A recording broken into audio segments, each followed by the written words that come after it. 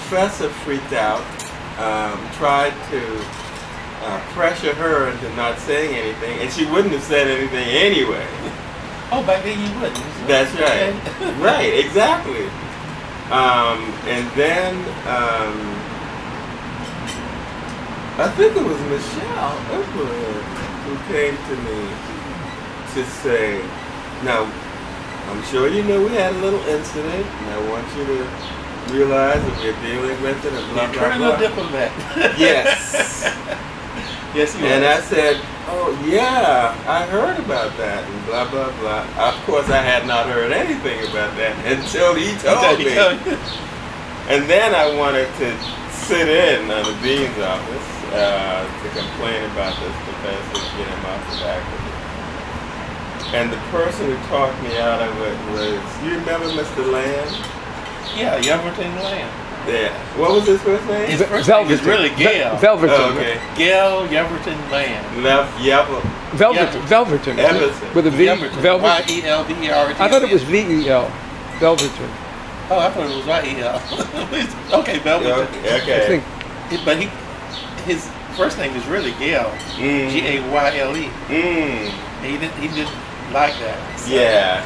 Just call me Lamb. Yeah, right, yeah.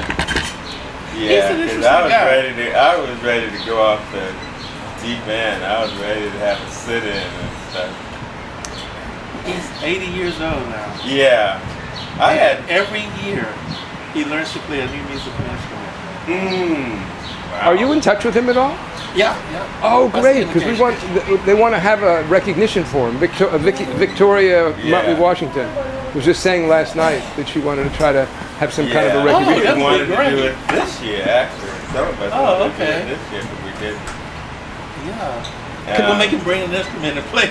Yeah. Can I ask the two of you to briefly recount the survival committee? Well, by the way, I'm recording. I have the video recorder on now and everything because I have to get back to set up the room again that I messed up to do Diane's interview. I was rearranging chairs, and I got to go back there and put the chairs back and everything because they wanted it for commencement tomorrow. Okay. So I'm hoping you can tell us the story of the. Well, Bill and I kind of covered it a little bit before you came. No, I know. But it was informal at first, and it wasn't even a committee at first. And I was telling Bill before he came, there was this big excitement, and I knew about him before he even got here, just because of his credentials. And I think a part of that was that having sat in so many epidemiology meetings, and also studying, I think by that time I may have finished my MSBH in biostatistics.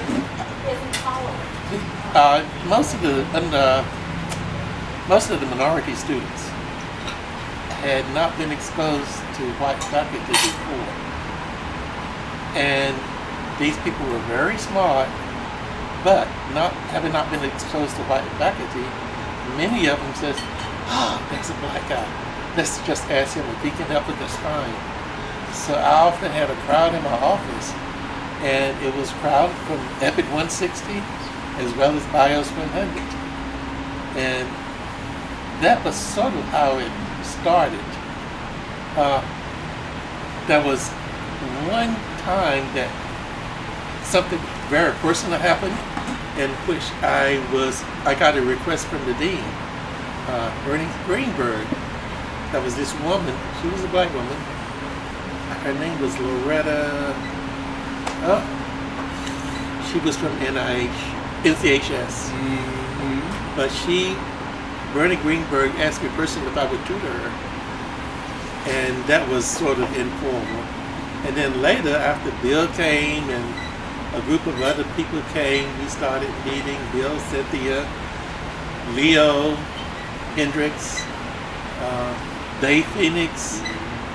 And I think all of us started meeting informally at first down in the lounge. The student lounge, second floor? Right.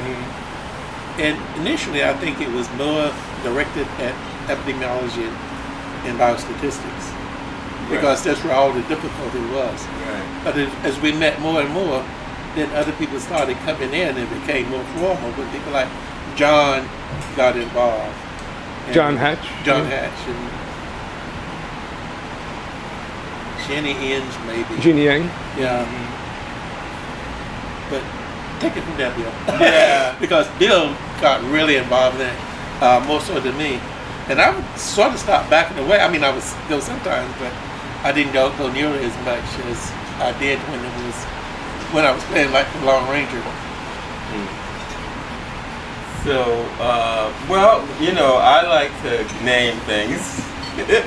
So, you know, the idea was to set a mission, and the mission was to make sure that no black student got less than a B in biostat and epi. At least that was my, you know, I defined it as the mission of what I call the survival committee. And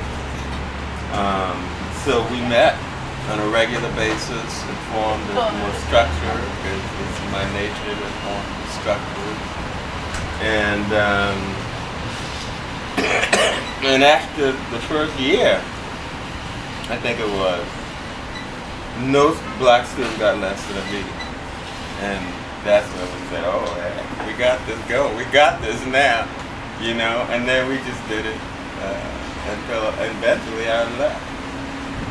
Yeah. So,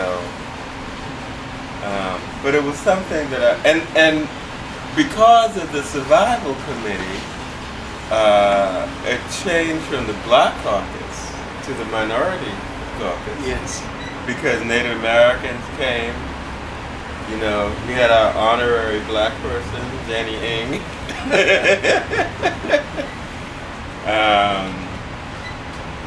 Sherry Beasley and the Gray Boys. There were 2 Gray Boys, Jean, and I never could remember what the other one. And the rest were black. And so it was not just the course, it became more social, and then at some point we decided we wanted to make an impact, and one of those things was to Bob Kelly had proposed having a minority health conference, but Bob follow through was not Bob's strong point. You remember Bob Kelly? Oh yeah, I remember Bob and Jania. That's right, Jania, that was their name. Yeah, so we decided to take it on, but Bob arranged for the first speaker. His supervisor at Soul City, he worked for Floyd McKissick at the time, and so he got the first speaker, and basically, you know, the women in the group did the work on putting the conference together. Yeah, so. But yeah, that's essentially what happened. And unfortunately, you know, over time after I left, I think we got more and more black students who had gone to majority schools, and the cohesion was less over time, and so. You know, it just sort of would, you know, devolved, as they say. Yeah. But it was good. And I think it was very important back before desegregation, or before when desegregation was just starting to take place, because many of these kids, as bright as they were, had never been exposed to white people. And they were reluctant to ask. They had these concepts in their minds of what to expect. And if there were a black person who could just as easily answer the question, that was their preference. So that happened quite a bit. Yeah. Quite often. Yeah. And I'm sure that Bill was awfully busy when he first got there, because here comes another guy who knows statistics. Yeah. Not only does he know statistics, he's in epidemiology. So it was really good. Yeah. Now at some point, and I don't remember when, we became a little bit political and decided that it would be nice to have someone like in the administrative levels